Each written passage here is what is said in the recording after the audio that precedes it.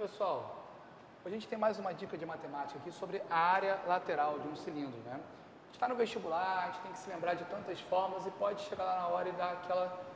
O que eu faço agora? Eu não lembro da fórmula. É bem simples lembrar dessa fórmula. Então, tem aqui um cilindro reto aqui, ó, os eixos. A gente tem a altura H, a gente tem o raio da base R. Chegou na hora da prova, eu preciso da área lateral. Me perguntaram qual era a lateral de um cilindro com um determinado raio, com uma determinada altura. Então, se eu esquecer da fórmula, eu posso pensar o seguinte. A prova mesmo, ó, peguei a prova lá na hora e vou fazer um cilindro, tá ok? Mais ou menos um cilindro formado com a folha lá que tem a sua prova, tá ok? Então, como é que eu vou calcular a área lateral desse cilindro? A área lateral desse cilindro é exatamente a área dessa folha. A gente pode calcular de várias formas. Agora, como é mais simples calcular isso? Vamos pegar uma tesoura, vamos cortar isso aqui, ó, paralelo ao eixo. O que vai acontecer com a figura? Bom, vai abrir. Abrindo, a gente tem qual figura aqui? A gente tem um retângulo.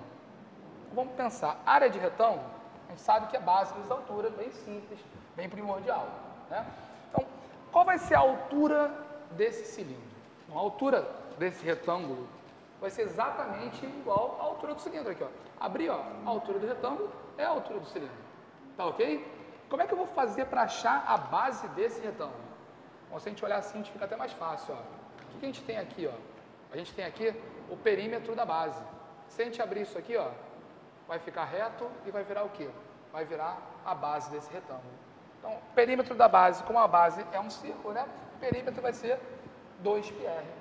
Então, no lugar da base desse retângulo, a gente vai colocar 2πr. No lugar da altura desse retângulo, a gente vai colocar o quê? A própria altura do cilindro. Tá ok? Então, como a gente pode utilizar isso aqui, Vitor? Um exemplo, vamos até falar de um assunto muito importante. Imagina que a questão fala para você, temos um cilindro equilátero com raio igual a 5 centímetros. Qual é a área lateral desse cilindro equilátero?